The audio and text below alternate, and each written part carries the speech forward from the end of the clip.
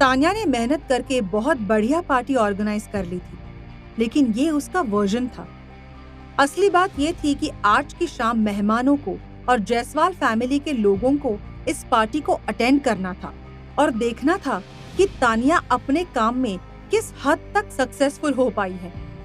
कोमल जायसवाल भी यहाँ मौजूद थी और वो पार्टी के पूरे अरेंजमेंट को एक जजमेंटल नजर से देख रही थी। उसकी नजरें हर चीज को 2 से 3 बार स्कैन कर रही थी, ताकि अगर कहीं पर हल्की सी भी चूक की गई हो तो वो उसे पकड़ ले। उसने पूरी पार्टी हॉल का जायजा लिया, लेकिन उसे कोई भी गलती नजर नहीं आई और इस वजह से उसके चेहरे पर एक मायूसी सी छा गई। अंदर की बात तो ये थी कि वो तान्या को ये जिम्मेदारी देकर सबके सामने बेइज्जत करना चाहती थी।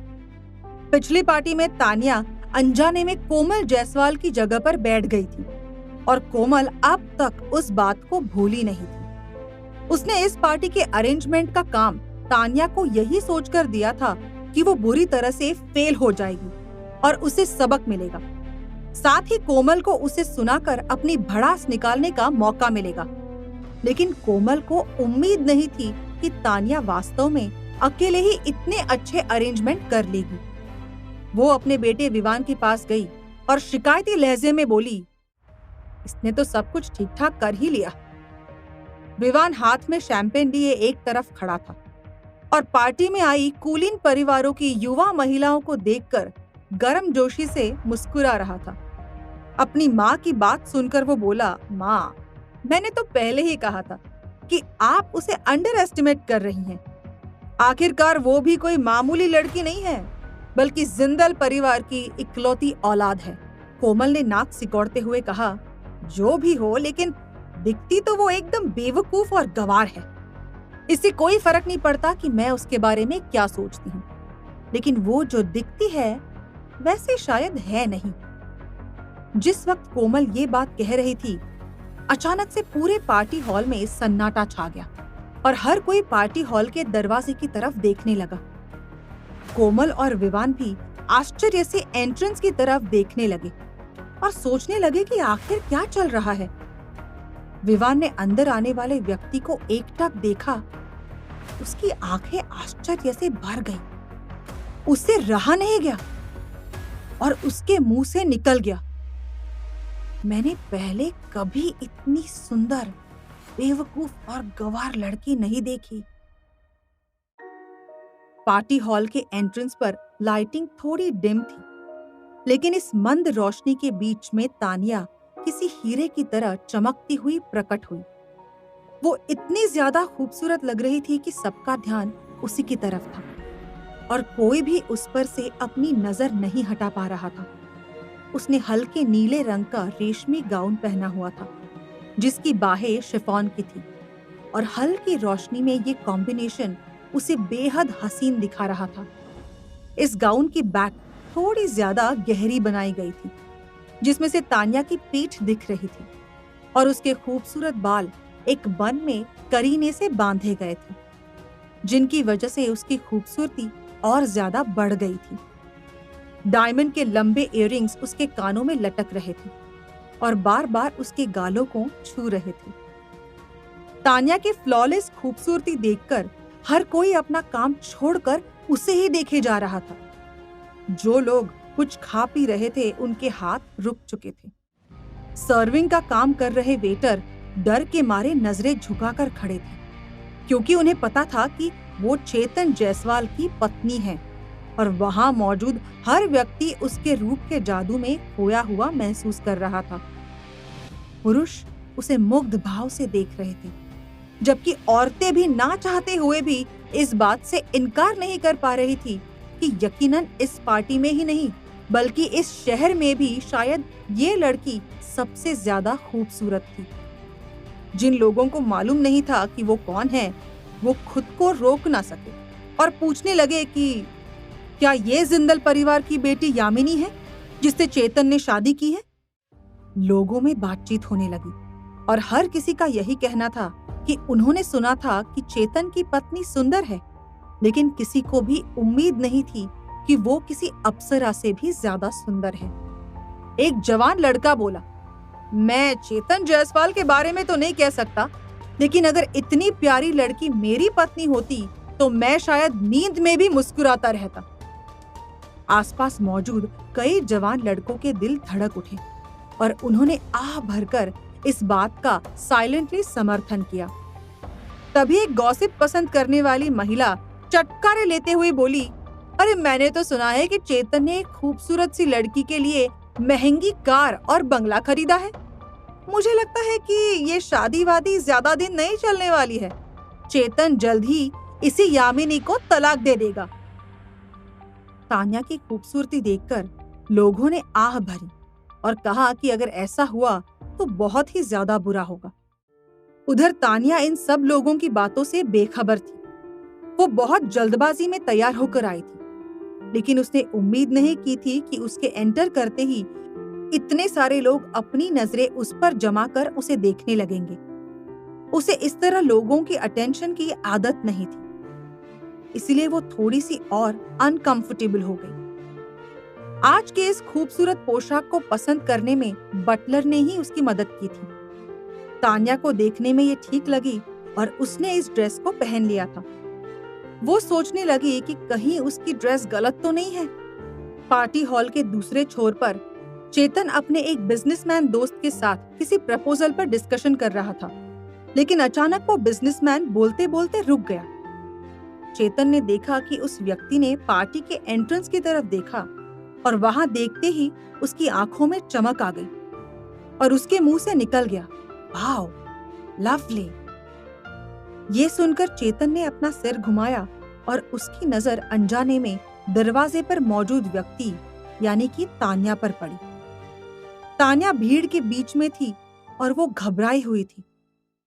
जब चेतन ने उसे देखा तो उसके चेहरे पर इरिटेशन के भाव आ गए और वो मन ही मन सोचने लगा कि ये लड़की कोई ना कोई गड़बड़ तो जरूर करती है। फिर जब चेतन ने आसपास के लोगों की नजरों को देखा तो उसे गुस्सा आ गया और वो सोचने लगा कि ये लड़की इतने अच्छे से तैयार होकर क्यों आई है। क्या इसे नजर नहीं आ रहा कि आसपास के लोग इसे भेड़ियों की तरह घूर रहे हैं?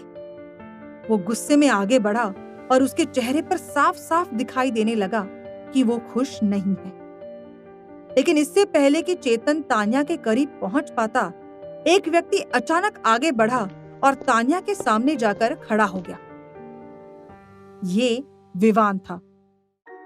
उसने व्हाइट सूट पहना हुआ था और वो बहुत हैंडसम लग रहा था। इसलिए पार्टी में मौजूद महिलाएं आह भरने लगी कि कहीं विवान को इम्प्रेस करके डेट करने का मौका उनके हाथ से ना निकल जाए। मध्यम रोशनी में खड़े विवान और तान्या ऐसे लग रहे थे जैसे वो दोनों स्वर्ग में बनाई गई जोड़ी हो।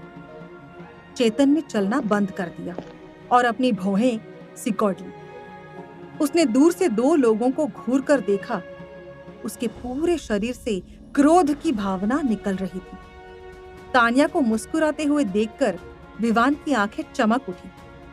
उसने तान्या से कहा, आज रात आप इतनी खूबसूरत लग रही हैं कि मैं तो आपको पहचान ही नहीं पाया।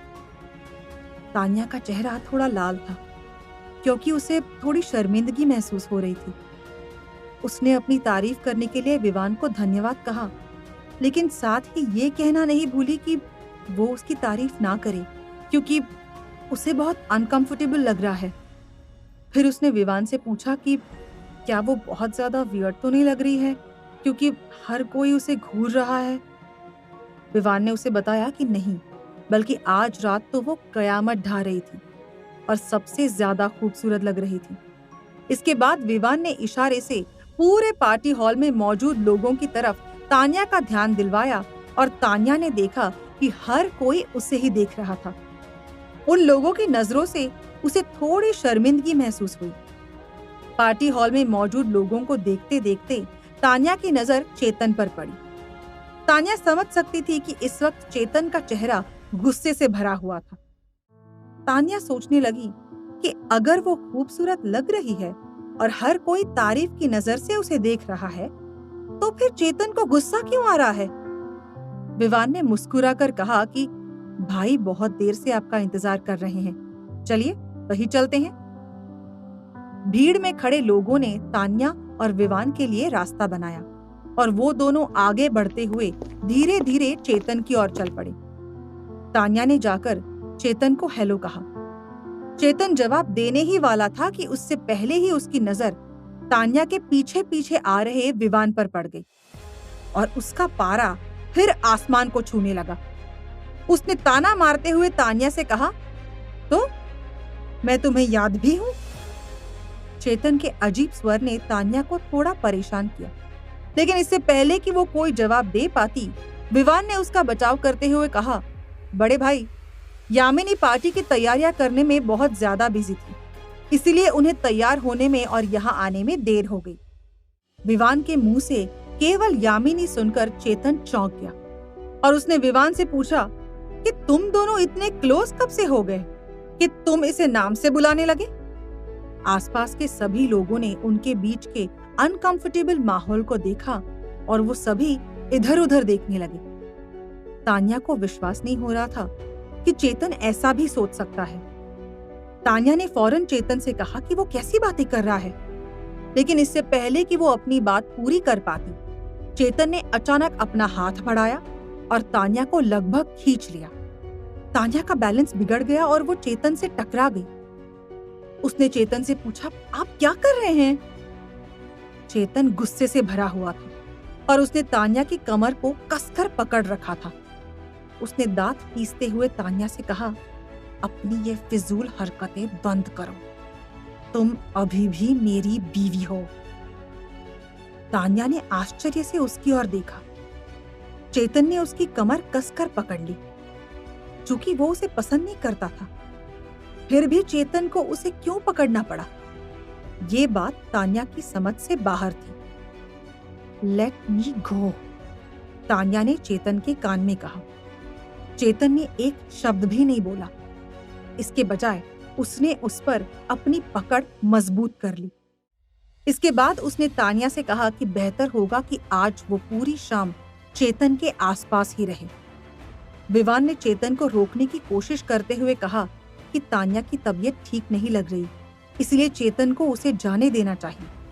लेकिन चेतन ने उसे लगभग डांटते हुए साफ कह दिया कि उसे अपने बीवी के साथ क्या करना चाहिए और क्या नहीं, इस बात का फैसला लेने वाला विवान कोई नहीं होता। चेतन ने विवान को थोड़ा जोर से डांट दिया था और शायद कुछ लोगों ने सुन भी लिया था। इस बात के कारण विवान का चेहरा उतर गया था। तान्या छूटने के लिए लगातार संघर्ष कर रही थी और जब उसने विवान के एक्सप्रेशंस देखे तो उसने चेतन से कहा, आप उससे ऐसे बात कैसे कर सकते हैं? वो आपका भाई है। मेरा कोई भाई नहीं है, चेतन ने बोलते हुए अपने दांत पीस लिए। तान्या ने देखा कि ये बात सुनकर विवान थोड़ा भी क्रोधित नहीं था। इसके बजाय वो मुस्कुराया और उसने कहा, आप लोग बातें कीजिए, मैं जाकर देखकर आता हूँ कि पापा रेडी है कि नहीं। इतना कहकर विवान ने अपने हाथ में पकड़ा हुआ वाइन का ग्लास तान्या की ओर बढ़ाया और बोला, ये इस पार्टी की सबसे खूबसूरत लड़की के लिए। क्या चेतन का गुस्सा जायज है? क्या विवान तान्या के साथ सिर्फ फ्रेंडली है या उसका कोई और हिडन एजेंडा है? जानने के लिए सुनते रहिए पॉकेट एफएम पर एक अधूरी शादी। जाते हुए अपना वाइन का ग्लास तान्या को थमाकर विवान मुस्कुराया और वहां से चला गया। तान्या उसे जाते हुए देख रही थी और सोच रही थी कि अभी अभी चेतन ने जो कहा उसके पीछे क्या वजह हो सकती है। चेतन ने ऐसा क्यों कहा कि विवान उसका भाई नहीं है? जिस तरफ विवान गया था उस तरफ तान्या को देखते हुए चेतन ने पकड़ लिया और बोला कि वो अभी भी उस तरफ क्यों देख रही थी। चेतन ने उसे कमर से पकड़ लिया और उसका चेहरा अपनी ओर कर लिया। फिर उसने तान्या से पूछा, तुम्हें वो इतना पसंद है कि तुम उसे मुड़ मुड़ कर देख रही हो? तान्या ने भौएं चढ़ा दी और चेतन का हाथ पीछे झटक दिया। बकवास मत करो, उसने चेतन से कहा। चेतन की तेज नजरें उसे घूर रही थी। चेतन का चेहरा असीम क्रोध से भर गया और उसने अपने दांत भींच लिए। ठीक इसी समय पार्टी में कांतिलाल जायसवाल की एंट्री हुई। वो अपने कुछ खास दोस्तों के साथ ऊपरी मंजिल पर थे। और अब केक काटने के लिए नीचे आए थे। उनके साथ कोमल भी थी। उनके आते ही सभी का ध्यान उन पर चला गया और लोग सेलिब्रेशन के बारे में सोचने लगे और बाकी चीजें कुछ देर के लिए भुला दी गई। कांतिलाल जायसवाल सीढ़ियों पर खड़े थे। उन्होंने काले रंग का सूट पहना हुआ था जिसमें वो काफी इम्प्रेसिव लग रहे थे। उन्होंने आते ही सभी मेहमानों का शुक्रिया अदा किया कि वो समय निकालकर उनके जन्मदिन की पार्टी में आए और साथ ही पिछले 40 वर्षों के उनके बिजनेस के सफर में लोगों ने उनकी मदद की और उनका साथ निभाया। उन्होंने सभी का आभार व्यक्त किया और कहा कि पार्टी भले ही उनके जन्मदिन की थी, लेकिन इसका उद्देश्य सभी लोगों से मेल मिलाप करना और अच्छा वक्त बिताना था। इसीलिए सभी लोग पार्टी को खूब एंजॉय करें। चीयर्स की आवाज के साथ लोगों के गिलास हवा में उठे और सब खुशी के साथ सिप लेने लगे। इसी समय दरवाजे से शोरगुल की आवाज आई। किसी की आवाज आ रही थी। कोई एंट्री करना चाहता था, लेकिन शायद गेटकीपर्स उसे रोक रहे थे। तभी आवाज तेज हो गई और साफ साफ सुनाई दी। मैं भी देखती हूँ तुम में से किसकी हिम्मत है मुझे रोकने की। मैं प्रियंका हूँ, मुझे अंदर जाने दो। बैंक्वेट हॉल के प्रवेश द्वार पर शोर था। सभी ने अपनी गतिविधियां रोक दी और इधर उधर देखने लगे। जब तान्या ने प्रियंका की आवाज सुनी तो वो तुरंत चेतन की ओर देखने लगी। दूसरी तरफ प्रियंका पहले ही जबरदस्ती अंदर घुस आई थी। चमकीले लाल रंग की औपचारिक पोशाक पहने हुए उसने अपना सिर उठाया और अहंकार से सभी पर नजर डाली। बैंक्वेट हॉल में मौजूद कुछ लोगों ने तुरंत उसे पहचान लिया और उनके चेहरे पर उदासी छा गई। लोग आपस में कानाफूसी करने लगे। किसी ने कहा, यही है ना चेतन जायसवाल की प्रेमिका। किसी दूसरे व्यक्ति का कहना था कि जो भी हो, लड़की बहुत ज्यादा घमंडी है और इसे बिल्कुल भी मैनर्स नहीं है। गॉसिप को पसंद करने वाली आंटी तुरंत बोली, पुराने प्यार के साथ नया प्यार भी दिखेगा। आज रात का शो वाकई रोमांचक होगा। कुछ लोग आपस में डिस्कस कर रहे थे। कुछ ही क्षणों में वहां उपस्थित सभी लोगों को पता चल गया कि प्रियंका कौन है। प्रियंका इन लोगों की नजरों में छुपे गहरे अर्थ नहीं देख सकी। इसके बजाय वो बहुत संतुष्ट थी कि वो सेंटर ऑफ अट्रैक्शन बन गई थी। उसने अपना सिर उठाया और भीड़ में चेतन को पाया। वो तेजी से आगे बढ़ी और बेहद बनावटी खुशी और प्यार के साथ चेतन का अभिवादन किया। प्रियंका ने उसका हाथ थाम लिया और मुस्कुराते हुए कहा, क्या मुझे आने में बहुत ज्यादा देर हो गई?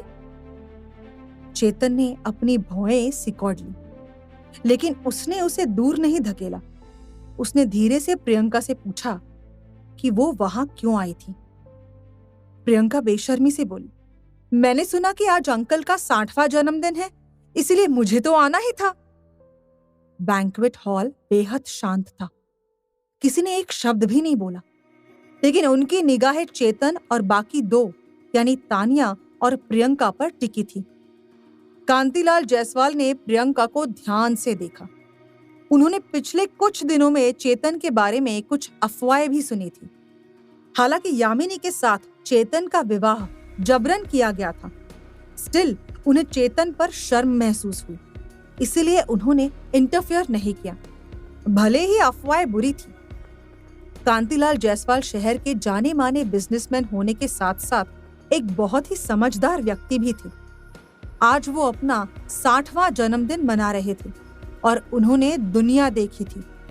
अपने जन्मदिन की पार्टी में अपने दोस्तों और रिश्तेदारों की मौजूदगी में वो किसी तरह का हंगामा नहीं चाहते थे, क्योंकि इससे उनके परिवार को इतने सारे लोगों के बीच अपमानित होना पड़ता।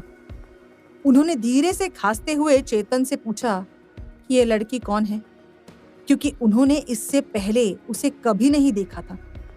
चेतन ने धीमी आवाज में अपने पिता को बताया कि ये लड़की उसकी दोस्त है। चेतन नहीं चाहता था कि उसकी मोहब्बत यानी कि उसके बचपन का प्यार, तानी का राज अभी उसके परिवार या रिश्तेदारों के सामने खुले, इसलिए उसने प्रियंका को अपनी दोस्त कहकर इंट्रोड्यूस कर दिया। हालांकि प्रियंका ने चेतन के पिता को खुश करने का ये मौका नहीं जाने दिया। उसने कहा, अंकल मैं प्रियंका हूं। कांतिलाल जायसवाल ने उदासीनता से उसकी ओर देखा। उन्हें ये मामला पसंद तो नहीं आ रहा था, लेकिन उस पार्टी में सबके बीच में वो कुछ कहकर हंगामा नहीं करना चाहते थे। इसलिए उन्होंने चुप रहना सही समझा और अपना ग्लास उठाकर सब लोगों को पार्टी एंजॉय करने के लिए कहा। उन्होंने टोस्ट रेस किया था, इसलिए बॉटम सिप के बाद जन्मदिन के जश्न का समय आ गया। कांतिलाल जायसवाल हंगामे से परेशान थे, इसलिए उन्होंने पार्टी हॉल युवाओं के लिए छोड़ दिया, जबकि वो और उनके कुछ दोस्त आंगन में चले गए। तान्या ये देखकर बहुत ज्यादा असहज महसूस कर रही थी कि प्रियंका चेतन से जिद कर रही थी कि वो प्रियंका के साथ डांस करे। सबसे ज्यादा बुरा उसे ये लग रहा था कि चेतन उसे मना भी नहीं कर रहा था। ठीक इसी समय विवान तान्या के पास आया और उसे डांस फ्लोर पर इनवाइट किया। उसने कहा कि यामिनी, हम एक साथ क्यों नहीं चलते, लेट्स डांस। तान्या ने देखा कि चेतन ने एक बार भी पलटकर उसकी तरफ नहीं देखा, बल्कि उसकी पूरी तवज्जो प्रियंका पर ही थी। उसने फौरन उन दोनों पर से अपनी आंखें हटा ली और विवान से कहा, ठीक है। चेतन ने उन दोनों को डांस फ्लोर की तरफ जाते हुए देखा। ये बात उसे बहुत बुरी लगी और ऐसा इसीलिए पक्के तौर पर कहा जा सकता था क्योंकि उसने ये देखते ही प्रियंका को पीछे धकेलने के इरादे से अपना हाथ बढ़ाया। अप्रत्याशित रूप से प्रियंका उसे रोकने के लिए आगे बढ़ी और उसकी निगाहों का पीछा किया। उसने चेतन को ताना मारते हुए कहा, यामिनी दीदी का ध्यान रखने वाले यहाँ बहुत लोग हैं, आप उन्हीं को देखते रहेंगे? क्या आप मेरे साथ एक डांस भी नहीं कर सकते? चेतन अभी भी तान्या को देख रहा था और अब प्रियंका को लगा कि उसे चेतन को इमोशनली ब्लैकमेल करना होगा। उसने रोनी सूरत बनाई और बोली, हाँ, भला आपको क्यों फर्क पड़ेगा? मैं गरीब हूं और इससे पहले कभी ऐसी शानदार पार्टी में नहीं गई क्योंकि मैं अनाथालय में रहती थी। मैंने कभी कोई महंगी ड्रेस भी नहीं पहनी थी और हमेशा बचपन से लेकर आज तक ऐसे सेटअप में आपके साथ डांस करने का सपना ही देखा है। लेकिन सपने तो मेरे थे, आपको भला फर्क क्यों पड़ने लगा? प्रियंका का इस तरह बेचारी बनकर अपने अतीत का उल्लेख करना चेतन को अच्छा नहीं लगा। जब जब प्रियंका अपनी गरीबी और अपने अतीत की बात करती थी तो चेतन को बहुत ज्यादा गिल्ट महसूस होता था और उसे ऐसा लगता था कि उसने अपनी तानी की अच्छी देखभाल नहीं की और उसे इतने लंबे समय तक इंतजार करवाया। फाइनली उसने तान्या पर से अपनी नजरें हटा ली और असहाय होकर प्रियंका से हार मान ली। उसने प्रियंका से कहा कि ज्यादा तो नहीं, लेकिन वो लोग सिर्फ एक डांस कर सकते हैं। जायसवाल मैंशन के लॉन में एक से बढ़कर एक फूल खिले हुए थे। लकड़ी की कीमती नक्काशीदार कुर्सियां भी रखी हुई थी। एक गोलमेज के इर्द गिर्द कांतिलाल और उनकी ही उम्र के दोस्त बैठे हुए थे और चाय के साथ इत्मीनान से बातें कर रहे थे।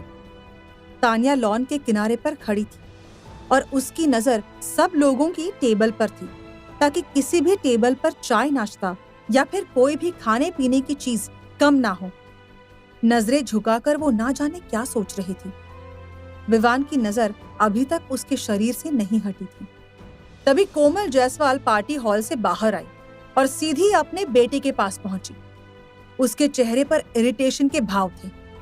वो विवान के पास चली गई और धीमी आवाज में शिकायत करने लगी, ये लड़की प्रियंका कौन है और कहां से आई है? क्या वो इस तरह की पार्टी में आने के भी लायक है? विवान ने अपनी माँ से पूछा कि उन्हें प्रियंका पर गुस्सा क्यों आया। कोमल जायसवाल ने ठंडी आवाज में कहा, क्या तुमने नहीं देखा कि वो अभी कितनी बेशर्मी कर रही थी? वो लगभग चेतन के शरीर के ऊपर गिर गई थी। कितना शर्मनाक है। ये बात कहते हुए कोमल ने दूसरी तरफ खड़ी तान्या की तरफ देखा और उसकी नजर में और भी ज्यादा तिरस्कार आ गया। वो अपने बेटे से बोली, देखो जरा इस मनहूस को। कहने को तो जिंदल खानदान की इकलौती बेटी है, लेकिन पता नहीं इसे किस तरह धमका कर पाला गया है कि इसके मुंह से चू तक नहीं निकलती। इसकी आंखों के सामने वो बेहया लड़की इसके पति के साथ गुलछर्रे उड़ा रही है और इस लड़की की इतनी हिम्मत नहीं है कि उस प्रियंका का हाथ पकड़कर उस लड़की को पार्टी से बाहर निकाल दे। विवान मुस्कुराया और अपनी माँ से बोला, माँ, क्या तुम्हें वो नापसंद नहीं थी? अब तुम उसके फेवर में क्यों बोल रही हो? कोमल ने फौरन अपनी बात का स्पष्टीकरण अपने बेटे को देते हुए कहा कि वो तान्या के फेवर में नहीं बोल रही थी, बल्कि इस बात से परेशान थी कि प्रियंका की इन हरकतों से जायसवाल परिवार की इज्जत पर बात आ रही थी। कोमल ने आगे ये भी कहा कि वो तान्या की जरा भी परवाह नहीं करती थी, लेकिन उसे सोसाइटी में तान्या और चेतन के रिश्ते को लेकर कोई गॉसिप नहीं चाहिए था। कोमल ने अपनी आवाज धीमी की, दांत पीस लिए और प्रियंका को गहरी नफरत से देखा। विवान चेहरे पर मुस्कान के साथ उसे पकड़ने के लिए आगे बढ़ा और अपनी माँ के कंधे पर हाथ रखते हुए बोला, मॉम, देखा जाए तो एक तरीके से ये अच्छा ही हो रहा है ना? कोमल जायसवाल ने सदमे में अपना सिर उठाया। जब उसने देखा कि विवान की नजर तान्या पर टिकी हुई थी, तो उसे अचानक एक अनुमान हुआ। उसने अपने बेटे से कहा, अब तुम ये मत कहना कि।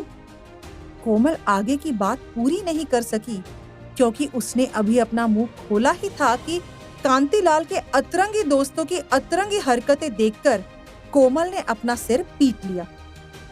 70 साल के एक बूढ़े व्यक्ति ने अपने पीछे से एक लकड़ी का बक्सा निकाला और गर्व से कांतिलाल जायसवाल के सामने चला गया।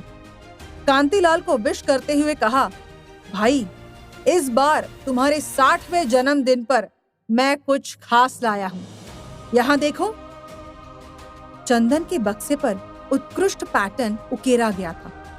जैसे ही कांतिलाल ने उसे पैकिंग से बाहर निकाला, तो डिब्बे को देखकर ही वो बता सकता था कि अंदर की चीजें असाधारण थी। उसने पूछा, पुरुषोत्तम भाई, ये आप मेरे लिए क्या लेकर आए हैं? पुरुषोत्तम भाई नामक व्यक्ति ने अपनी दाढ़ी पर हाथ फेरा और ध्यान से लकड़ी का बक्सा खोला। मेज के चारों ओर बैठे सभी लोगों को प्राचीन वस्तुओं में बहुत रुचि थी, और जब उन्होंने सुना कि ये किसी राजघराने से है, तो वो आगे आ गए। डिब्बे में नस्वार की बोतल बेहद रंगीन थी। हालांकि इसका आकार सुंदर था, लेकिन ऐसा नहीं लग रहा था कि ये पुराना है। इसके बजाय ऐसा लग रहा था जैसे इसे हाल ही में बनाया गया हो। क्या होने वाला था आगे, जानने के लिए सुनते रहिए एक अधूरी शादी, सिर्फ पॉकेट एफएम पर। 70 साल के बुजुर्ग पुरुषोत्तम भाई ने चंदन की लकड़ी के डब्बे में नस्वार की कुछ बॉटल्स कांतिलाल को गिफ्ट की, लेकिन उनके कहने के मुताबिक ये किसी रजवाड़े से लाई गई थी, जबकि बोतलों की हालत देखकर लग नहीं रहा था कि वो इतनी पुरानी हो सकती है, क्योंकि वो सब नई बोतलों की तरह चमक रही थी। किसी ने उनसे पूछ लिया कि क्या उन्हें पूरा यकीन था कि उनकी बॉटल्स असली हैं, क्योंकि उनका रंग और चमक देखकर ऐसा नहीं लग रहा था कि वो पुरानी थी। सबसे पहले पुरुषोत्तम भाई को खुद पर काफी गर्व था।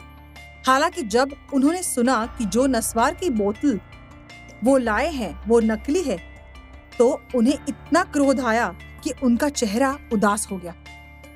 लोगों ने उनसे पूछा कि क्या उन्होंने इनकी ऑथेंटिसिटी चेक करवाई थी। पुरुषोत्तम भाई को आश्चर्य हुआ और उन्होंने अनिश्चितता से अपना सिर हिलाया। पुरुषोत्तम भाई ने फिर से कहा कि उनके मुताबिक ये बॉटल्स एकदम असली थी। पुरुषोत्तम भाई इतने चिंतित थे कि उनका चेहरा लाल हो गया। उन्होंने कांतिलाल से कहा, कांतिलाल जायसवाल, तुम्हें मुझ पर विश्वास नहीं है ना? कांतिलाल जायसवाल को इन बॉटल्स की प्रामाणिकता पर विश्वास करना कठिन लगा। उन्होंने अपने सामने प्राचीन वस्तुओं और स्नफ बोतल का अध्ययन किया था। चाहे वो इसे कैसे भी देखें, ये नकली ही लग रही थी। जब पुरुषोत्तम भाई ने कांतिलाल की अभिव्यक्ति देखी, तो उन्होंने गुस्से में मेज पटक दी। फिर कहा, आप में से कोई भी मुझ पर विश्वास नहीं करता? वो बक्सा मेज पर रखने के लिए बढ़े, लेकिन एक आकृति अचानक उनके पास आ गई। तान्या थोड़ा आगे की ओर झुकी और एक सौम्य मुस्कान प्रकट की। फिर उसने पूछा कि क्या एक बार वो उन बोतलों को देख सकती है। अन्य लोगों ने आवाज सुनी और ऊपर देखा। पुरुषोत्तम भाई ने असमंजस में तान्या को देखा। उसे इतनी छोटी देखकर वो उस पर संदेह किए बिना नहीं रह सके। उन्होंने कहा, छोटी बच्ची, क्या तुम्हें इन सब चीजों को देखना और परखना आता है? तान्या ने आदर के साथ कहा कि थोड़ी बहुत जानकारी वो भी रखती है। एक सांस्कृतिक अवशेष मरम्मतकर्ता बनने के लिए तान्या को स्वाभाविक रूप से प्राचीन वस्तुओं और सांस्कृतिक अवशेषों की कुछ समझ थी। पुरुषोत्तम भाई ने दूसरों की ओर देखा और अपने दांत भींच लिए। फिर उन्होंने कहा, अच्छा, तो फिर मुझे ये देखने में मदद करो कि मेरी ये नस्वार की बोतल असली है या नकली। तान्या ने बक्से से बोतल को ध्यान से उठाया और रोशनी के नीचे ध्यान से देखा।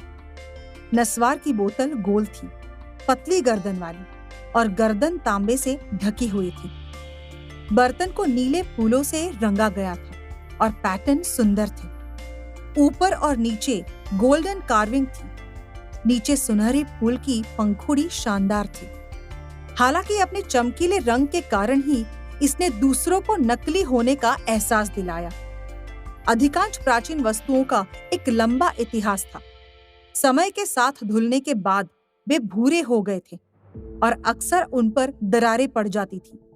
इस बीच तान्या के हाथ में जो बोतल थी, उसका रंग रूप जैसा था, जस का तस वो बरकरार रहा। सभी ने अपनी आंखें चौड़ी कर ली और सभी उसकी हर हरकत को देख रहे थे, इस डर से कि कहीं वो कुछ चूक ना जाए। पुरुषोत्तम भाई का दिल उसके गले में था। उन्होंने तान्या से पूछा कि आखिरकार उसने क्या फैसला किया है। तान्या उनकी बात सुनकर मुस्कुराई और नस्वार की बोतल वापस डिब्बे में रख दी। उसने पुरुषोत्तम भाई की ओर थोड़ा सिर हिलाया और निश्चितता के साथ कहा, आप ठीक कह रहे थे। ये बोतलें और इनके अंदर की चीज एकदम असली है। पुरुषोत्तम भाई ने राहत की सांस ली, लेकिन उनकी जिज्ञासा शांत नहीं हुई थी। इसलिए उन्होंने तान्या से पूछा, लेकिन बेटा, तुम इतने यकीन के साथ कैसे कह सकती हो? तान्या ने अपने हाथ पोंछे और पुरुषोत्तम भाई और कांतिलाल जायसवाल के लिए चाय के कप फिर से भरे। फिर वो बोली, स्नफ बोतल अन्य प्राचीन वस्तुओं से अलग है।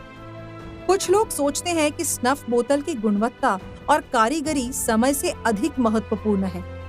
ये स्नफ बोतल उत्तम मिट्टी से बनी है और इसे खूबसूरती से चित्रित किया गया है।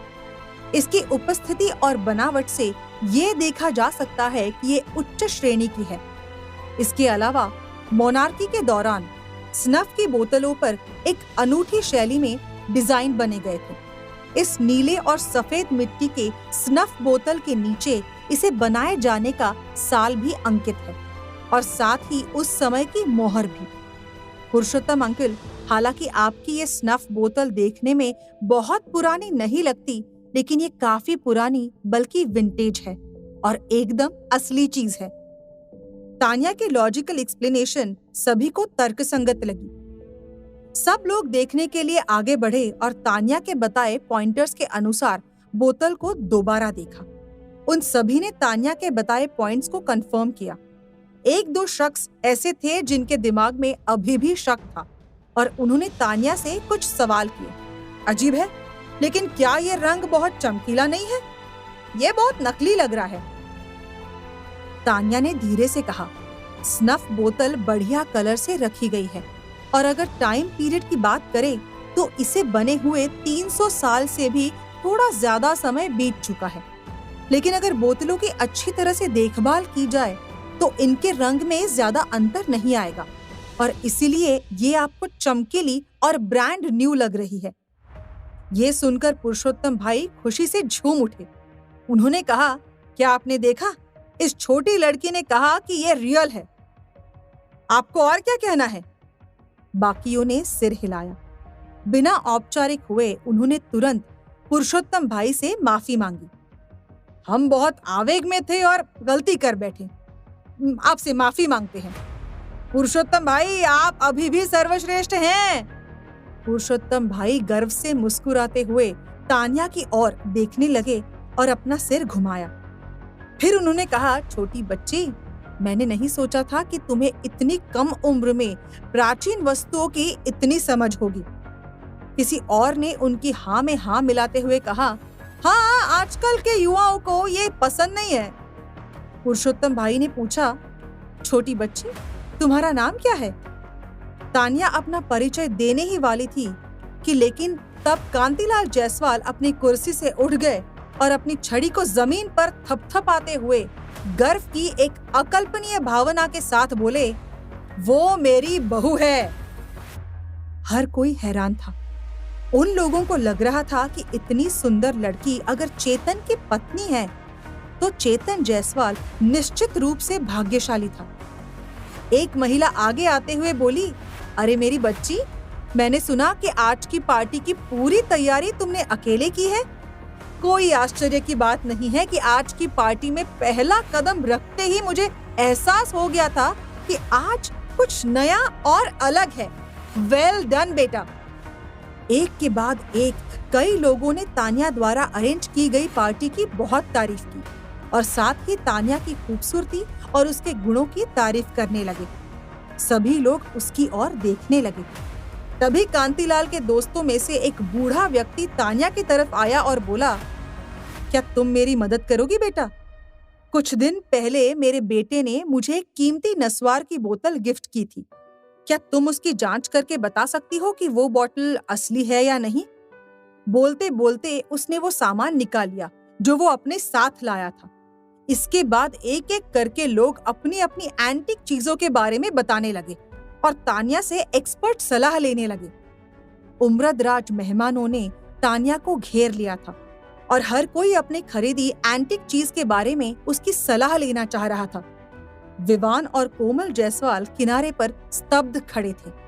उनके सामने शहर के सबसे ज्यादा अमीर और इन्फ्लुएंशियल बुजुर्ग लोग थे, जिनमें से अधिकतर सनकी स्वभाव वाले थे, लेकिन वो सब तान्या के सामने खड़े थे और पहले उससे बात करने के लिए एक दूसरे से लड़ रहे थे, बहस कर रहे थे। ये सचमुच अजीब था। देखते ही देखते यहाँ पर मची हलचल ने काफी लोगों को आकर्षित कर लिया। जो लोग मूल रूप से पार्टी हॉल में थे, वो अनजाने में एकत्र हो गए थे। चेतन ने अंततः एक नृत्य समाप्त किया और तान्या को खोजने के लिए उत्सुक हो गया। उसने पीछे मुड़कर देखा तो सभी लोग बाहर लॉन में खड़े थे और बाहर ज्यादा भीड़ होने की वजह से जो लोग नहीं जा सके बाहर का दृश्य देखने के लिए, वो खिड़की के पास खड़े हो गए थे। चेतन को उत्सुकता हुई कि आखिर ये सब लोग क्या देख रहे थे। प्रियंका ने उसका हाथ पकड़कर उसे रोकने की कोशिश की, लेकिन वो कुछ नहीं कर सकी।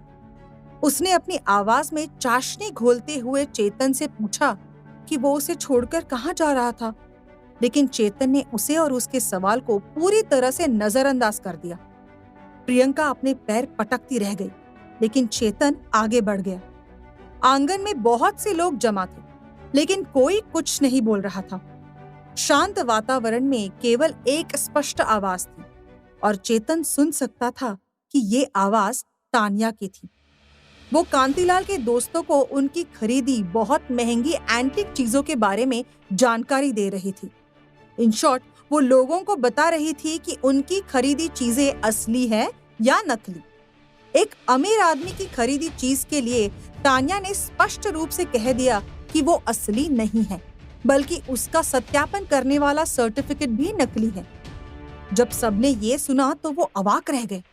ये सर्टिफिकेट एक बहुत नामी गिरामी व्यक्ति ने जारी किया था, जो पुरानी चीजों के बारे में काफी जानकारी रखता था, लेकिन उसने सोचा नहीं था यहाँ इस पार्टी में आकर छोटी सी लड़की के सामने उसे अपनी ऑथेंटिसिटी प्रूव करनी होगी। तान्या को तुरंत हेल्पलेस फील हुआ। इन अमीर लोगों के पास चीजों की कमी नहीं थी और वो सब के सब तान्या से अपनी खरीदी चीजों को चेक करवाना चाहते थे। कई लोगों की समस्या ये थी कि वो पार्टी में अपनी खरीदी हुई चीजें लेकर नहीं आए थे और चाहते थे कि तान्या उनके घर आकर उन चीजों को चेक करके बताए।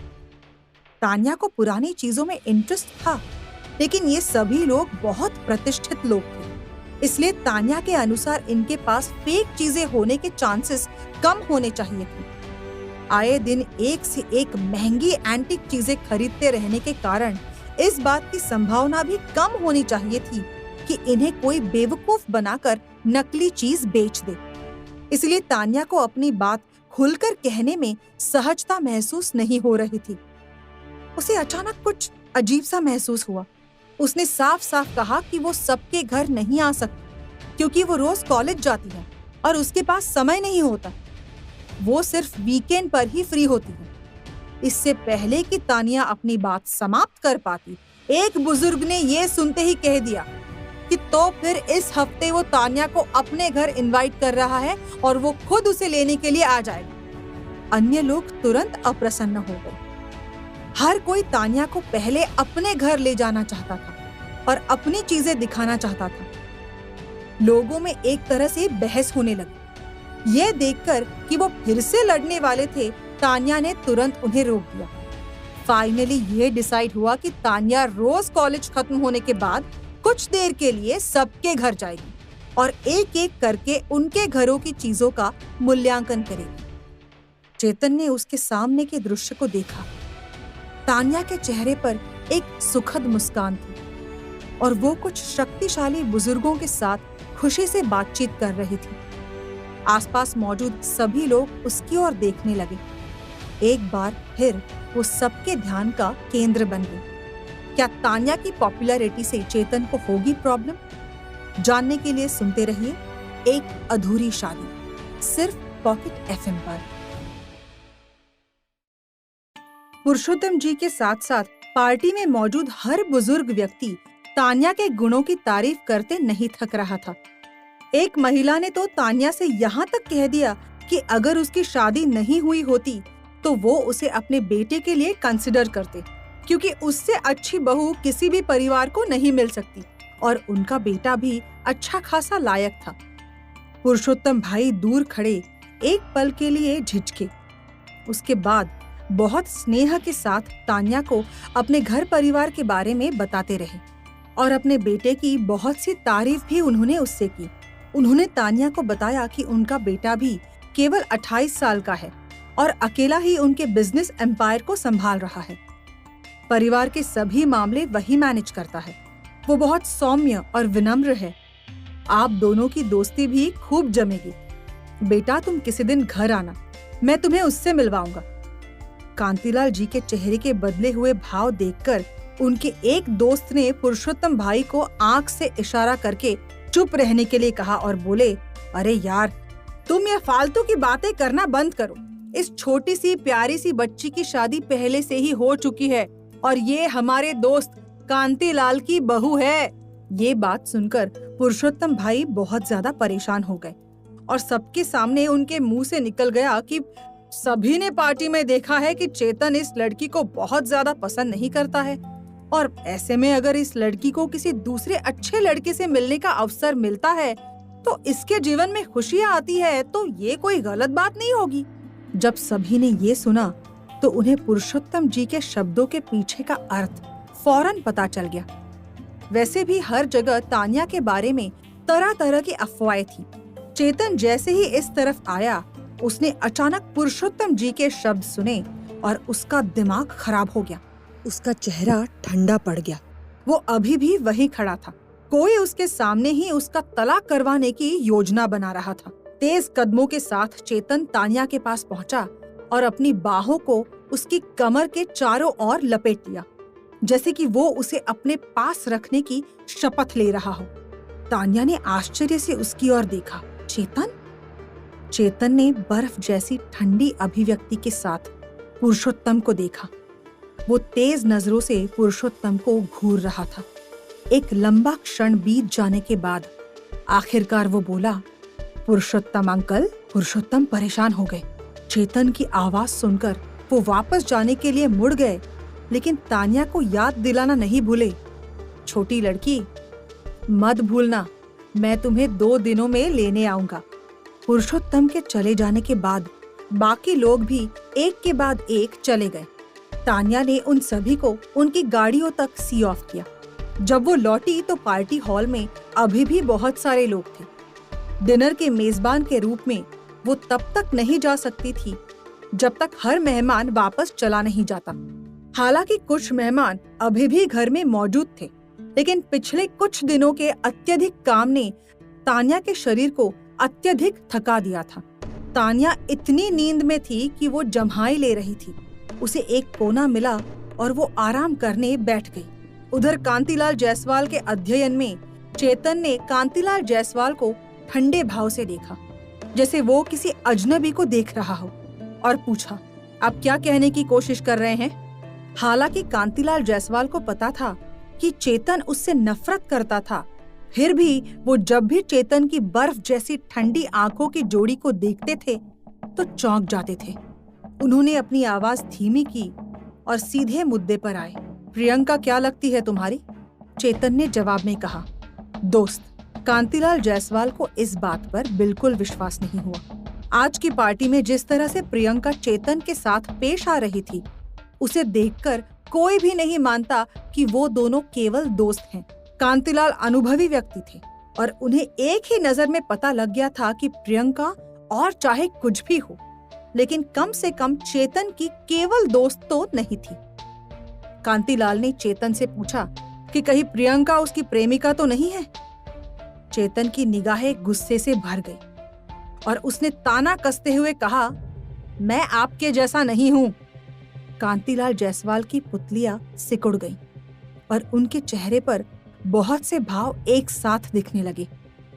उन्होंने चेतन को धमकाते हुए कहा, मुझे इसकी परवाह नहीं है कि वो कौन है, लेकिन बेहतर होगा कि तुम ये बात अपने दिमाग में अच्छे तरह से बिठा लो कि तुम अब शादीशुदा हो। तुम्हें पता भी है कि तुम्हारी शादी को लेकर समाज में हमारे रिश्तेदारों में क्या क्या बातें हो रही हैं? तुम्हें अंदाजा भी है बाहर कितनी बुरी अफवाहें फैली हुई हैं? चेतन ने एक शब्द भी नहीं कहा। उसे नहीं पता था कि वो सुन रहा है या नहीं। कांतिलाल जायसवाल को अपने दिल में अपराध बोध महसूस हुआ, लेकिन वो कुछ नहीं कर सकते थे। कुछ देर बाद उन्होंने आह भरी और चेतन से बोले, मैं मानता हूँ कि तुम्हारी शादी बहुत जल्दबाजी में हुई थी और तुमने शादी से पहले अपनी पत्नी को देखा तक नहीं था, लेकिन मुझे लगता है कि वो एक बहुत अच्छी लड़की है। अगर आज तुम अपने रिश्ते को नहीं संभालोगे तो भविष्य में तुम इस रिश्ते को खो दोगे और तुम्हारे पास सोने का समय भी नहीं होगा। चेतन ने फिर से ताना मारते हुए कहा, आप क्या कर रहे हैं? कांतिलाल जायसवाल चौंक गए। उनके चेहरे से उनकी नाराजगी साफ नजर आ रही थी, क्योंकि उनका बेटा उनकी बात सुनने को तैयार नहीं था। इधर चेतन पलटा और दरवाजे की तरफ चल दिया। दरवाजे पर पहुंचकर वो रुका और बोला, कम से कम आप तो मुझे इस तरह के सबक सिखाने के लायक नहीं है। इसके बाद वो रुका नहीं और तेजी से बाहर निकल गया। कांतिलाल जायसवाल ने उसे कमरे से बाहर निकलते देखा और उसके शरीर की सारी ताकत तुरंत खत्म हो गई। जो कुछ बचा था वो सिर्फ और सिर्फ पछतावा था। चेतन अपने पिता की स्टडी से निकलकर सीधा पार्टी हॉल की ओर चल दिया। अधिकांश लोग पहले ही जा चुके थे, केवल कुछ युवा ही सक्रिय मूड में बचे थे। जैसे ही वो वहां पहुंचा, प्रियंका, जो अभी तक डांस कर रही थी, उसने चेतन को देखा और तुरंत मुस्कुराते हुए उसके पास चली आई। ओह चेतन, आप अभी कहाँ गए थे? उसने चेतन का हाथ पकड़ा और उसे डांस फ्लोर पर ले गई। फिर वो चेतन से जिद करने लगी कि वो उसके साथ डांस करे। चेतन ने बेमन से चारों तरफ देखा और जब उसने तान्या को कोने में थकान से निढाल और कुर्सी पर झुकी हुई देखा तो वो अपनी जगह पर रुक गया। उसने प्रियंका का हाथ झटक दिया। प्रियंका ने फिर से कोशिश की तो चेतन ने कहा कि उसे कुछ बहुत जरूरी काम करना है, इसलिए प्रियंका अकेली डांस करे या किसी और पार्टनर को पकड़े। प्रियंका की निगाहों ने चेतन के निगाहों का पीछा किया और चेतन को तान्या की तरफ देखते हुए तुरंत प्रियंका को पुरुषोत्तम अंकल के कहे शब्द और उन शब्दों का चेतन पर जो असर हुआ था वो सारा मामला समझ आ गया। प्रियंका के चेहरे से ऐसा लगने लगा जैसे उसे सदमा लग गया है, लेकिन जल्द ही वो मुस्कुराने लगी और फिर चेतन से बोली, नहीं, मुझे किसी और के साथ नहीं नाचना, बल्कि मुझे तो थोड़ी थकान भी महसूस हो रही है। चेतन, प्लीज आप ऐसा करिए कि मुझे घर भेजने का इंतजाम कर दीजिए। या फिर अपने साथ ले लीजिए, क्योंकि मैं आपके साथ थोड़ा टाइम स्पेंड करना चाहती हूँ। इतना कहकर उसने चेतन का हाथ पकड़ लिया और उसे आंख मारी। अगर वो आने वाले कुछ दिन बिताकर ऐसा करती तो चेतन निश्चित रूप से उसके अनुरोध पर सहमत हो जाता। लेकिन इस वक्त चेतन चुप था। उसने प्रियंका से कहा कि वो ड्राइवर को उसे ड्रॉप करने के लिए भेज देगा। प्रियंका एक पल के लिए स्तब्ध रह गई। इससे पहले कि वो प्रतिक्रिया दे पाती, उसने चेतन को मुड़ते और तानिया की ओर चलते देखा। वो चेतन का पीछा करना चाहती थी, लेकिन अगले ही पल उसके पास ड्राइवर आ गया। प्रियंका ने तानिया को घूर कर देखा और मन ही मन उसे जी भरकर कोसा। उसे समझ आ गया था कि इस वक्त वो कुछ नहीं कर सकती, इसलिए वो चुपचाप मुड़ी और अनिच्छा से वहां से चली गई। उधर तानिया के पास पहुंचकर चेतन ने देखा कि वो अपने पीछे की दीवार के सहारे बैठी हुई थी और उसकी आंखें थोड़ी बंद थी। नजदीक पहुंचकर चेतन ने देखा कि वो तो सो भी चुकी थी। वो मन ही मन सोचने लगा कि कितनी बेवकूफ लड़की है कि इसने खुद को इस कदर टायर्ड कर लिया कि पार्टी खत्म होने के बाद इससे ज्यादा रुका भी नहीं गया और ये जहां बैठी थी वही सो गई। इधर बेचारी थकी हारी तानिया गहरी नींद में घोड़े बेचकर सो रही थी और उसे बिल्कुल एहसास नहीं था कि चेतन उसके इतना पास खड़ा है। पार्टी हॉल में अभी भी लाउड म्यूजिक बज रहा था और चेतन करीब आकर तानिया के पास बैठ गया। चेतन का दिल तेजी से धड़कने लगा।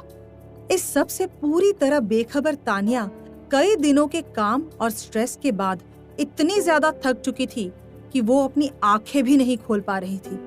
थोड़ी देर बाद सोई हुई तानिया का बैलेंस बिगड़ा और अनजाने में वो चेतन की तरफ झुक गई और उसका सिर चेतन के कंधे पर टिक गया। जल्द ही उसके शरीर का गुरुत्वाकर्षण केंद्र और अधिक टेढ़ा हो गया। धीरे धीरे वो उसके कंधे पर झुक गया। चेतन एक पल के लिए स्तब्ध रह गया, लेकिन फिर उसने अपने शरीर को थोड़ा ढीला कर दिया ताकि वो अधिक आराम से सो सके। अपना सिर एक तरफ घुमाकर तानिया अपने गालों पर हल्की लालिमा के साथ गहरी नींद में सो रही थी। बटलर ने अपना काम खत्म किया और जल्दी से तानिया को रिपोर्ट देने के लिए आया। यामिनी जी, रसोई। उसने अपना मुंह खोला ही था कि चेतन की तेज नजर उस पर पड़ी। चौंक कर उस आदमी ने तुरंत अपना मुंह बंद कर लिया। चेतन ने उसे हिसाब किताब लाने का इशारा किया। उसने तुरंत हिसाब किताब देखा और कुछ नोट्स लिखे। फिर उन्होंने उन्हें काम से हटने का निर्देश दिया। उस आदमी ने सिर हिलाया, दरवाजे की ओर चला गया और पीछे मुड़कर उन दोनों की ओर देखा जो एक दूसरे के सामने झुके हुए थे। वो सोचने लगा कि कौन कहता है कि मालिक को उनकी पत्नी पसंद नहीं है। उसे विश्वास नहीं हुआ। किसने कहा कि चेतन सर जी को उनकी पत्नी पसंद नहीं थी। अगले दिन जब तानिया उठी तो उसने खुद को शयन कक्ष में पाया। उसे याद ही नहीं रहा कि पिछली रात का डिनर कैसे खत्म हुआ था। नीचे बटलर नाश्ता बना रहा था। तानिया आगे बढ़ी। उसका दिल अभी भी संदेह से भरा हुआ था। वो फ्रेशन अप हुई और बटलर के पास जाकर उससे पूछा, क्या तुम्हें पता है कि कल रात मैं कैसे वापस आई? बटलर मुस्कुराया। वो अधिक खुश लग रहा था। उसने तानिया को बताया कि चेतन ही उसे अपने साथ वापस लाया था। तानिया को इस पर विश्वास नहीं हो रहा था। ये कैसे संभव है? जल्दी तानिया नाश्ते के टेबल पर बैठकर ब्रेकफास्ट करने लगी, लेकिन उसके दिमाग में पिछले शाम की कई यादें गायब थी। उसे उम्मीद नहीं थी कि चेतन उसे इस तरह से वहां से वापस लाया होगा। वो सोच रही थी कि उसे इस तरह बीच पार्टी में सोते देखकर चेतन को तो उसे शर्मिंदा करने का मौका मिला होगा। फिर वो चुपचाप उसे यहाँ कैसे ले आया? तानिया ने कड़वी मुस्कान दी। क्या वो चेतन के स्वभाव को स्पष्ट रूप से नहीं समझ पाई? तानिया अपने ख्यालों में गुम थी कि तभी अचानक अंदर से चेतन आया और नाश्ते की टेबल पर बैठकर नाश्ता करने लगा। आम दिनों में वो इस वक्त अपने आप ऑफिस जा चुका होता था, लेकिन आज वो घर पर ही था। ये देखकर तानिया आश्चर्यचकित रह गई। चेतन ने उससे कहा कि जल्दी से नाश्ता करे और तैयार हो जाए, क्योंकि आज वो उसे कॉलेज छोड़ेगा। तानिया ने मना करते हुए कहा कि वो ड्राइवर के साथ चली जाएगी। क्योंकि वो चेतन को परेशान नहीं करना चाहती थी। लेकिन चेतन ने साफ मना कर दिया और दृढ़ता से कहा कि आज वही तान्या को कॉलेज छोड़ेगा। तान्या ने नाश्ता खत्म किया और जल्दी तैयार होकर आ गई। चेतन उसका इंतजार कर रहा था और जल्द ही दोनों बाहर निकलकर कार में बैठ गए। चेतन ने कार स्टार्ट की ही थी कि अचानक बटलर परेशानी में भागता हुआ आया। अपने चेहरे पर चिंता के भाव लिए वो चेतन की तरफ खिड़की के पास खड़ा हो गया। चेतन ने खिड़की का कांच नीचे किया तो बटलर ने उसे बताया कि अभी-अभी फोन पर सूचना मिली है कि प्रियंका का एक्सीडेंट हो गया है। चेतन एक पल के लिए स्तब्ध रह गया। बटलर ने उसे बताया कि प्रियंका जी किसी दुर्घटना का शिकार हो गई थी और अब उन्हें अस्पताल ले जाया जा रहा था। क्या प्रियंका के एक्सीडेंट की खबर सच्ची है? प्रियंका गंभीर है या उसे लगी है मामूली चोटें? जानने के लिए सुनते रहिए पॉकेट एफएम पर एक अधूरी शादी।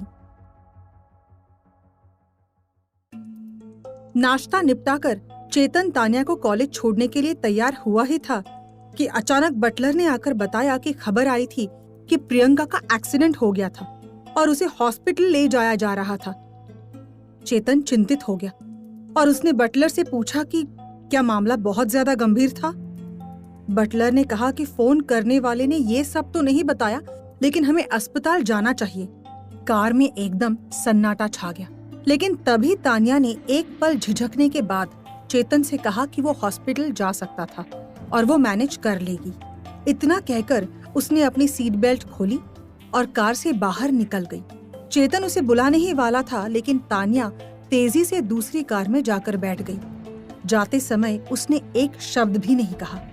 उसने एक पल तान्या की तरफ देखा और फिर अपनी कार स्टार्ट की। कार स्टार्ट करते समय उसके चेहरे पर असंतोष के भाव थे, जैसे जो हो रहा था वो उससे खुश नहीं था। लेकिन उसने कुछ कहा नहीं।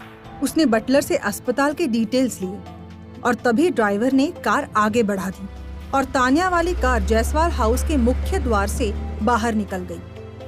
तान्या कॉलेज जा रही थी, लेकिन उससे रहा नहीं गया और उसने पीछे मुड़कर चेतन को देखने के लिए अपना सिर घुमा लिया। लेकिन उसने देखा कि चेतन वाली कार भी तेज गति से दरवाजे से बाहर निकल चुकी थी और अस्पताल की दिशा में जा रही थी। जब ड्राइवर ने उसे रेयर व्यू मिरर में देखा तो उसने कहा कि यामिनी जी, आपको सर से कहना चाहिए था कि वो आपको कॉलेज छोड़ते हुए अस्पताल जाए। लेकिन प्रियंका की हालत के बारे में सुनकर तानिया को बुरा लग रहा था और उसने साफ कह दिया कि इस बात की कोई जरूरत नहीं थी।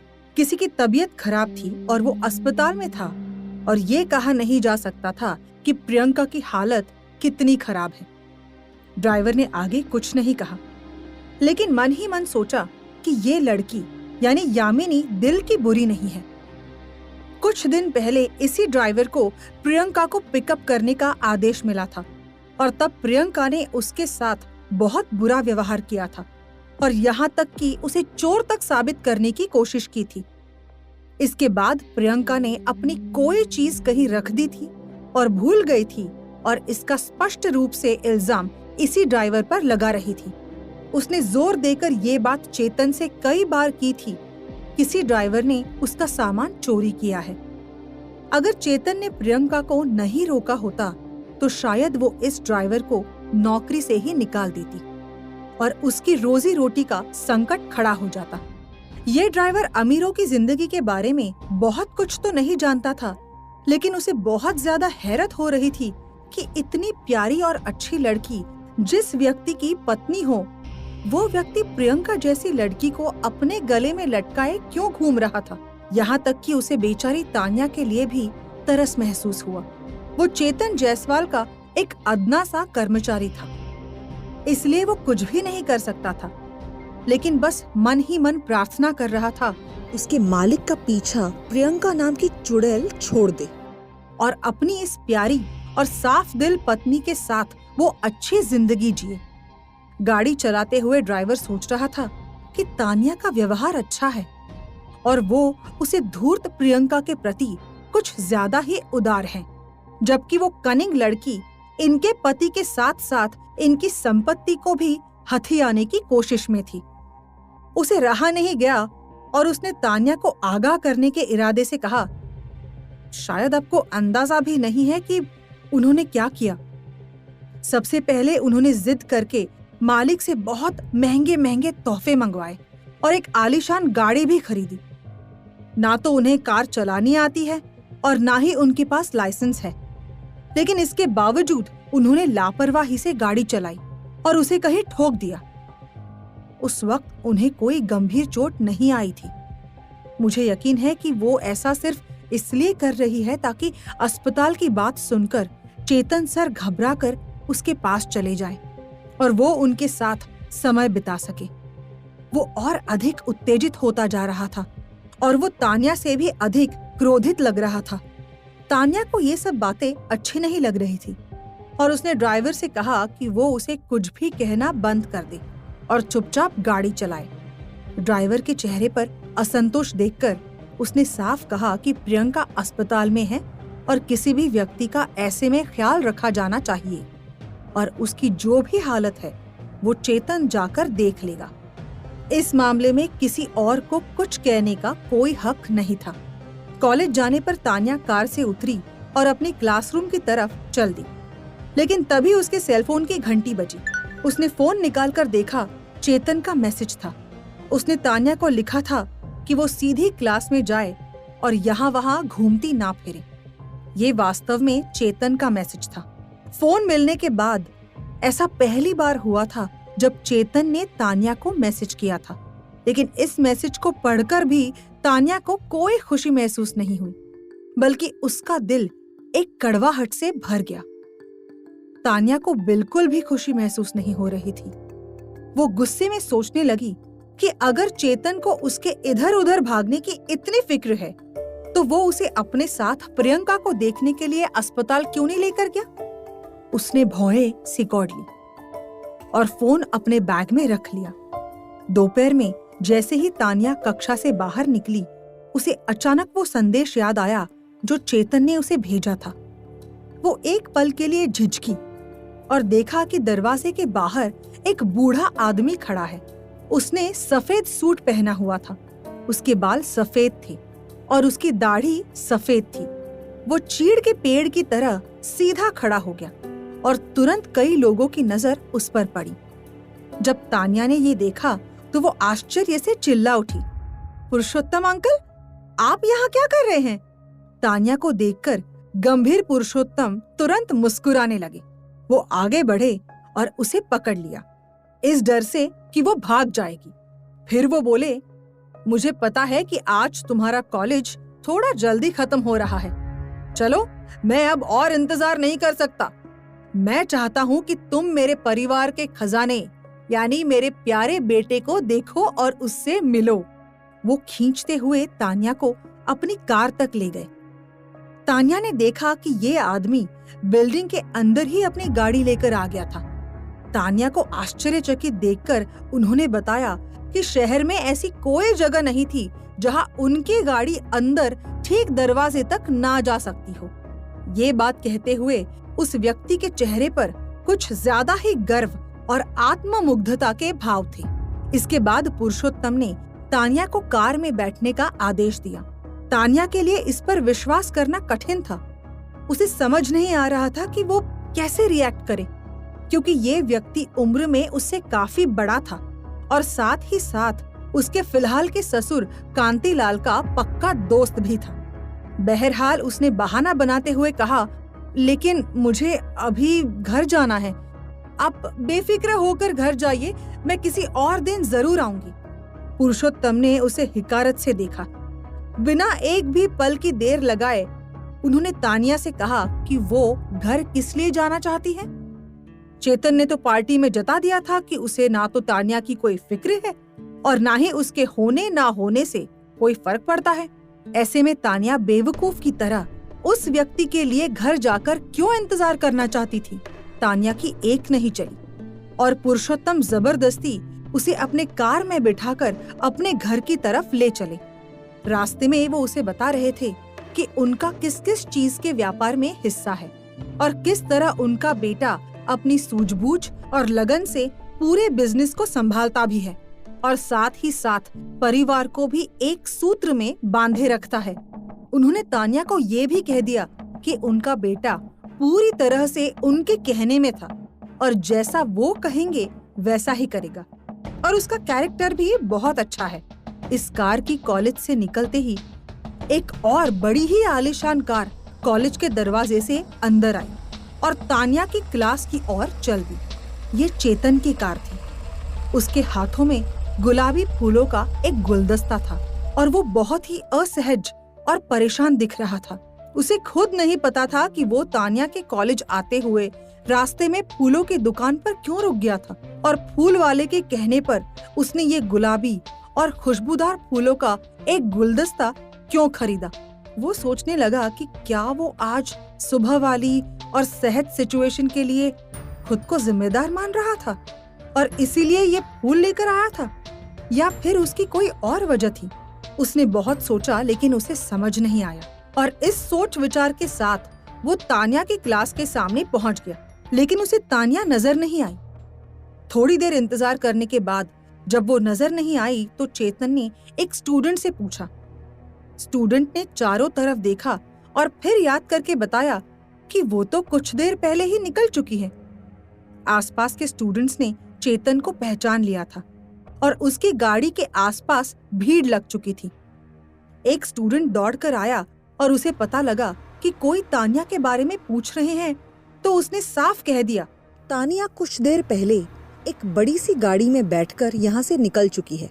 और ये गाड़ी चेतन के परिवार की गाड़ी नहीं लग रही थी, क्योंकि इनकी गाड़ियां पिछले कई दिनों से आ रही थी और स्टूडेंट्स को गाड़ियों के मामले में इनकी पसंद अब समझ आने लगी थी। किसी एक स्टूडेंट ने ये भी बता दिया कि कोई पुरुषोत्तम जी थे जो तान्या को लेने आए थे और जबरदस्ती उसे अपने साथ ले गए। इतना बताकर वो सभी एक साथ एक ही समय में बातें करने लगे। चेतन का चेहरा गुस्से में लाल हो गया। उसने पिछली रात के डिनर के बारे में सोचा और उससे पुरुषोत्तम अंकल की कही सारी बातें याद आ गई और उसे और ज्यादा गुस्सा आने लगा। उसे याद आया कि पुरुषोत्तम अंकल ने कितना कॉन्फिडेंटली कहा था कि वो तान्या को अपने बेटे से मिलवाएगा, इस उम्मीद में कि तान्या को जल्द ही चेतन से तलाक मिल जाएगा। पुरुषोत्तम जी से क्या कहना है और कैसे डील करना है, ये बात तो चेतन बाद में सोचने वाला था, लेकिन अभी फिलहाल उसे ये सोचकर गुस्सा आ रहा था कि क्या तान्या वाकई उसके साथ इतनी ज्यादा परेशान थी कि इतनी अधीर होकर चुपचाप पुरुषोत्तम के साथ चली भी गई। ये विचार दिमाग में आते ही चेतन का गुस्सा आसमान को छूने लगा और हाथ में पकड़े गुलाबी फूलों का रंग अब उसकी आंखों में चुभने लगा। उसने अपने होंठ भींचे और एक ठंडेपन के भाव के साथ खिड़की खोली और गुलाबों के गुलदस्ते को एक कूड़ेदान की तरफ उछाल दिया और वापस जाने के लिए गाड़ी मोड़ ली।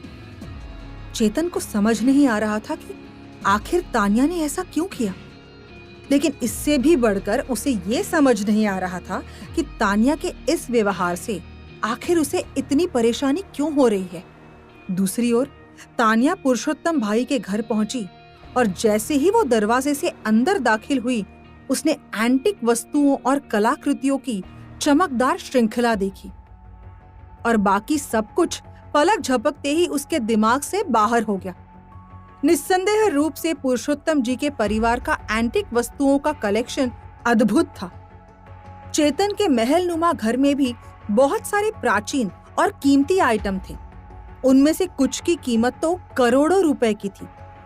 पुरुषोत्तम भाई के कलेक्शन में अधिकतर चीजें नीलामी से खरीदी गई थी और बहुत महंगी थी। हजारों वस्तुएं एक साथ रखी गई थी, चाहे वो ऊंची हो या नीची। यही संग्रह का सच्चा प्रेम था।